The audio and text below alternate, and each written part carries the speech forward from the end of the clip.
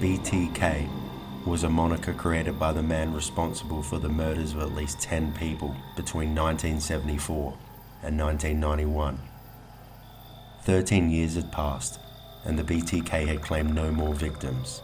In 2004, the investigation of the BTK case was considered a cold case. The media would make claims that the killer must either be dead or in jail, but in reality, BTK was still out there. After 13 years, he was missing his notoriety and wanted to begin killing again.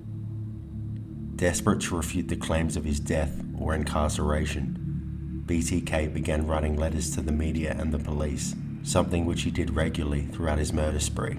He sent 10 taunting messages to authorities, many of them to Wichita Police Lieutenant Ken Landwehr, with whom BTK thought he had a special rapport.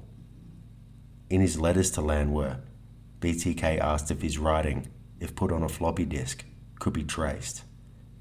Landwehr answered his question in a newspaper ad, saying it would be safe to use the disk. On February 16, 2005, a few weeks after BTK made the floppy disk inquiry, a package arrived at a local television station.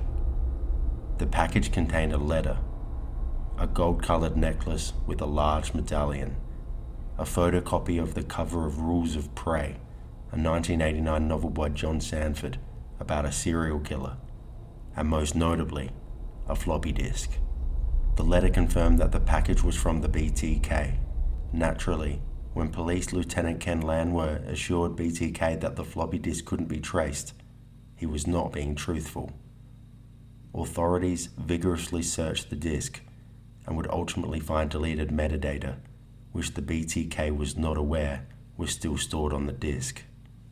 This deleted metadata contained a Word document which contained the words Christ Lutheran Church and was marked as last modified by Dennis. A quick search online led police to the president of the church council, Dennis Rader. Although this evidence was circumstantial, it led authorities to their man. They would later gain DNA evidence from one of Dennis Rader's daughters and compared it to DNA found at one of the crime scenes.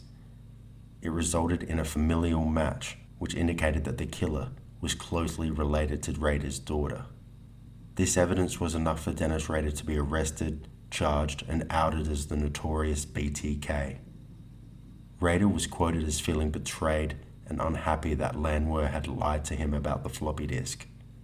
He apparently believed that Landwehr couldn't afford to lie to him because he knew if he did, Rader would cut off communications with him. Dennis Rader would be sentenced to life imprisonment without the possibility of parole for 175 years, equivalent to 10 consecutive life sentences. Amid his murder spree, Rader intended to kill others, such as 63-year-old Anna Williams. On April 28, 1979, Anna Williams, 63, went out with friends. Dennis Rader cut the telephone lines to her home, broke in, and waited hours for her to return. When she didn't return in the time frame he expected, he became frustrated and left her home. In his confession, Rader stated that he had become obsessed with Anna and was absolutely livid when she returned later than expected. When she returned home, she reported a burglary. 2 months later, she received a letter from BTK letting her know she was his intended 8th victim. The letter contained a poem detailing his plans to murder her. Oh Anna, why didn't you appear? 'Twas the perfect plan of deviant pleasure, so bold on that spring night. My inner felling hot with propension of the new awakening season, worn, wet with inner fear and rapture, my pleasure of entanglement, like new vines at night. Oh Anna, why didn't you appear? Drop of fear, fresh spring rain would roll down from your nakedness, to scent to lofty fever that burns within.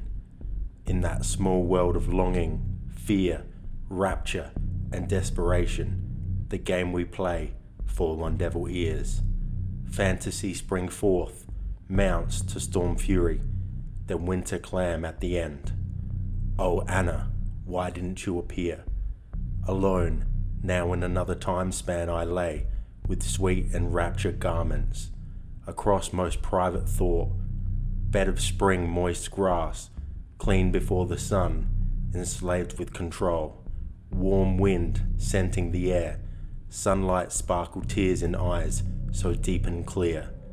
Alone again I trod in past memory of mirrors, and ponder why, for number 8 was not.